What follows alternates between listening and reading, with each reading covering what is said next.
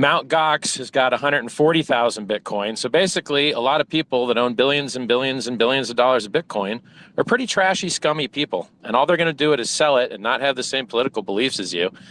You know, Blockstream used to have a block size increase on their roadmap, Bitcoin Core. They lied. I and Tonevase and many other guys fought against the New York agreement where the mining companies tried to take over the protocol. And we were on the same side then. And then we got screwed because Blockstream got bought up by AXA Insurance Company, and the founder of, LinkedIn, Ross Reed Hoffman. And what happened? They started launching cloud mining, centralized cloud mining they wanted to sell you. They started launching protocols that compete with Bitcoin, like I don't even remember what they call it, some other network, some other parallel non-Bitcoin network. And so it was just business as usual, centralized scumbags and vulture capitalists taking over. And Bitcoin's roadmap is trash. You want anonymity? Everyone that's tried to be anonymous in Bitcoin's been tracked down and basically killed by the government. So you've got the guys that stole the Finex money. You know why they were sitting on 70,000 Bitcoin still? Because they couldn't get rid of it, because you can't get anonymous enough to get out of it. But if you used Bitcoin, or if you used Ethereum, you could, because you could use Tornado Cash. Guys that hack money in Ethereum actually get to keep their money they stole. But guys that hack money in Bitcoin, they're fucked. They can't get rid of it because you can't get anonymously rid of the shit. And you can't generate yield with it. So everyone gets altcoins to go and generate yield, and they get wrecked and stupid rug pulls. Or worse, they give their money to a centralized entity like Celsius or BlockFi or so many other horrible centralized entities that Bitcoin was invented to get rid of. But because the stupid protocol can't generate you any yield, you end up giving your keys to somebody else. And that's how Mt. Gox got their 140,000 coins. And that's how the Finex hacker got their 70,000 coins, because the protocol is such trash. Oh, and by the way, all you guys that promote margin trading, you're helping these centralized entities take keys out of people's hands. You're getting one guy on one side of the screen to pretend that he knows what's going to happen and take another guy's money. You got two guys on two different ends of the same screen trying to steal each other's money. And in the middle is the guy reaping all the rewards. Like the recently convicted or settled with the government BitMEX founders, those guys have got an insurance fund with, I don't know, 30,000, 50,000 Bitcoin in it. And it's really just their money. It's their retirement fund. They don't have to use it for insurance. And how do they get their 30 or 50,000 Bitcoin? By everyone on YouTube promoting margin trading, telling you this fantasy that if you just learned a little bit more, you could go take other people's money from them. How honest and beautiful. And all it does is make the trading companies rich. The exact opposite. Those are the new banks. The new banks are the people that give you margin. The new banks are the exchanges. And actually, the new banks are the governments that have seized all these coins from the hackers and the criminals. And so what solves this? A lot of things solves this. Tornado Cash solves this. It gives you actual anonymity and privacy. You don't have to get wrecked by the government or lose all your privacy. If you're a business, you don't have to let everyone know what you pay all your customers. You don't have to let everyone know what you pay your employees. You don't have to let everyone know what you pay your suppliers, because you need actual privacy to function in the world, which is why it's a human right. And Bitcoin doesn't offer it. Bitcoin's also at the top of its S-curve. The richest man in the world already bought and dumped on your heads. Governments have already made it legal tender. Insurance companies have already bought it. Everyone already bought it. It's traded in the most liquid exchange in the history of the Chicago Mercantile Exchange, and hundreds of millions of dollars are traded every single day. And guess what? You're late. It's 13 years old. You're not an early adopter, which is why it's cheaper now than it was 5 years ago. You sat on your Bitcoin for 5 years at a loss. Piece of crap, garbage, trash asset that's the slowest, most expensive database in the world. When the blocks fill up, and by the way, I've waited 6 hours for a transaction, and you can't fix it. And there's no roadmap. They haven't added features in 5 years. And they've had two critical vulnerabilities where anyone could mint as many free coins as they wanted. And one time they did. Somebody minted 6 billion extra Bitcoin and they had to roll the chain back. And then a couple years ago, 3 years ago, a Bitcoin Cash developer, Bitcoin Cash, that thing down 98% versus Bitcoin, 99% actually. That thing, one of their developers found a critical vulnerability in Bitcoin that would have let anyone mint as many free coins as they wanted. They respectably and honorably and responsibly disclosed it instead of just minting as many free coins as they wanted. And then Blockstream lied and said it was a denial of service patch they were releasing. But really, it was a denial of service patch plus anyone could mint as many free coins as they want. And how many coins have had that problem? XLM had that problem. Ravencoin had that problem. Monero had that problem. AVAX had that problem. But you know what coin is not ever going to have that problem that all those other coins have had, including Bitcoin twice?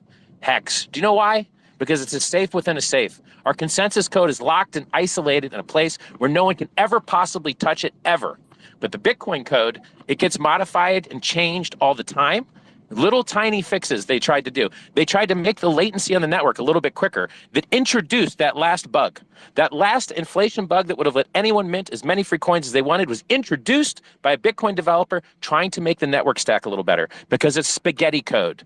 And if you try and change one thing or improve one thing, it breaks everything because the consensus touches the wallet, touches the network. It's trash, and there's no written spec, which is why you don't get multiple implementations. No one wants to use them because they're not bit for bit bug compatible. So what you've got in Bitcoin is limp, weak gains. It dumps just as hard as everything else. Bitcoin dropped 75%, Ethereum dropped 85%, Hex dropped 95%. And when they go to get up, which one do you think is going to get up the hardest? Bitcoin's too heavy. It's the top of its S curve. If you buy it now, you're getting limp gains with the same drops. It's a risk on asset. And as long as inflation rates are increasing, Bitcoin price will continue to go down, along with the prices of almost everything else. You know, Hex went up 30x the last time Bitcoin died from 65K when I called the top on the day. And that top call has been in profit every single day for the last year and a half. Every single day for the last year and a half, except one, the Judas candle, the 69K, 6% higher high. They got all these guys telling you about technical analysis, long the top, and then wrecked and liquidated. Three Arrows Capital, liquidated. Willy Woo, liquidated. Michael Saylor at a loss. Elon Musk, I think Tesla lost 9% on their Bitcoin play. All these losers are losing money left and right while I'm God mode giving away this information for free, handing out free coins. Hex was free for Bitcoiners. Pulsechain is free for Ethereum people. I'm giving out free coins, free advice, living the dream. All these guys are losers compared to me. I don't know why you would ever listen to any of them.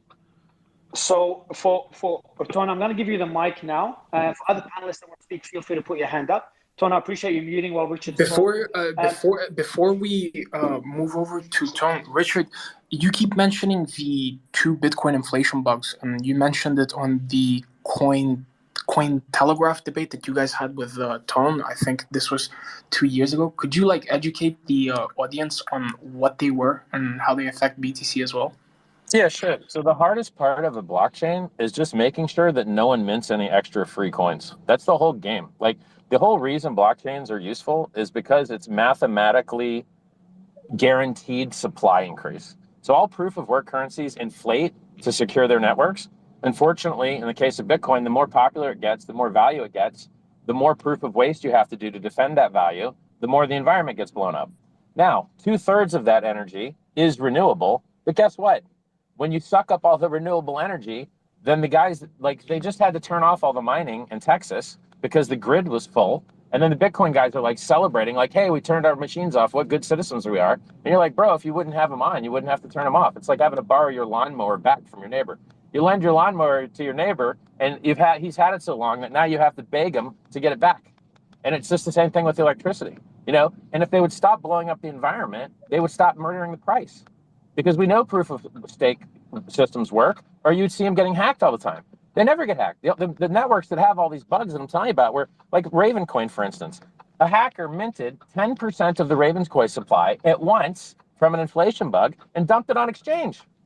So proof of work systems are extremely buggy, and they're not buggy from the perspective that they need more hash rate. They're buggy from the perspective of software bugs. And software bugs are a function of attack surface. And the more spaghetti code you have, and the less modularity you have, and the less isolation you have, the more of these huge world-ending bugs you're going to get. So, when they minted 6 billion extra Bitcoin by accident in 2010, they just rolled the chain back and were like, oops, we'll just pretend it didn't happen. That guy that minted the 6 billion extra, we're just not going to give it to him. And that's what the Ethereum guys did back when Ethereum was big enough to just do whatever they wanted, or small enough to do whatever they wanted. Some guy ran a smart contract and jacked everybody for their money. They said code was law until someone actually used the code to take their money. And then they said, oops, code's not law. We're forking the chain. Haha. And then they rolled the chain back with a default vote. If no one voted, it just defaulted to taking away the quote hacker's money. But is he really a hacker if he just did what the code let him do? Right? And so Bitcoin is the same thing. They have an inflation bug that lets some guy mint an extra 6 billion Bitcoin, but they're like, actually, we don't want you to have that 6 billion. We're going to take it back from you.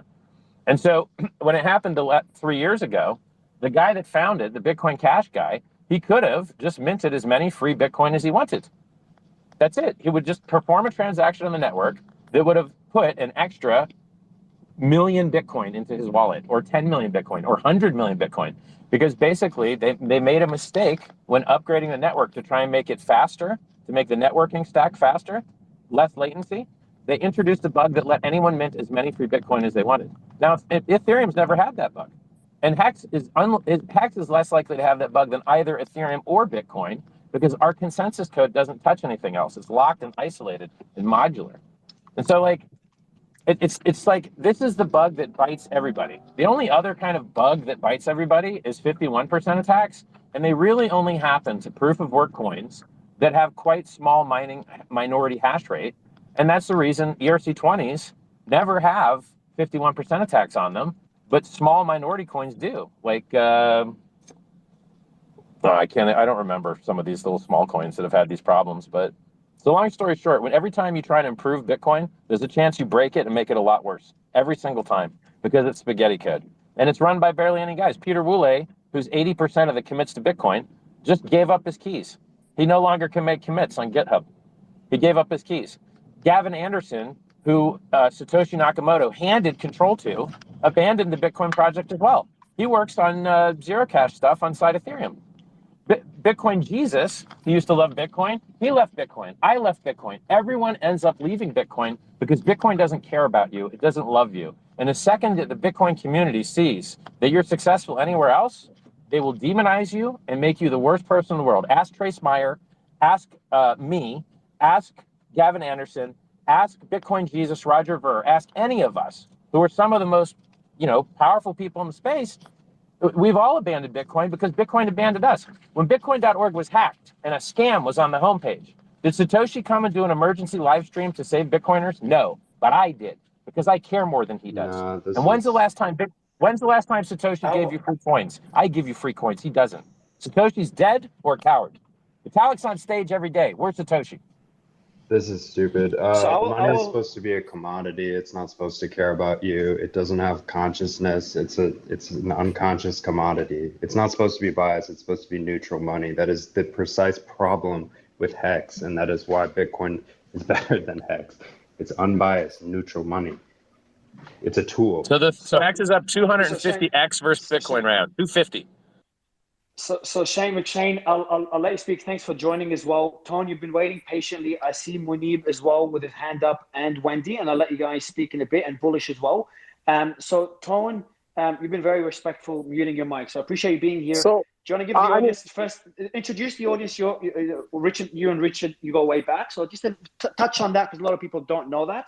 And then address the points made by Richard, especially about Bitcoin, and if you want to touch on Hex as well. hey, Mario, honestly, I really don't mind Wendy and Munib going in front of me if they're going to be quick.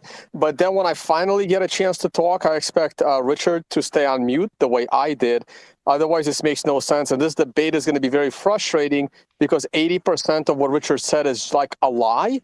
Do I address the inaccuracies of his argument, or do I address the assuming that Richard is right, even though it's pure bullshit? Do I address it that like he's wrong on I don't even know how to debate something when half the things he says are just factually wrong? Like, do I debate the facts or do I debate the concept? I have absolutely no idea. So let me think about that as I let Wendy and Munib say something. So sure. So Ton, I'll let you prepare your arguments, and yeah, Richard will mute. And Tone's dialing a friend right now. He's calling all his homies. Okay, so I'll let Munib go first, and then Wendy, if you want to put your hand up again, if you want to speak, because your hand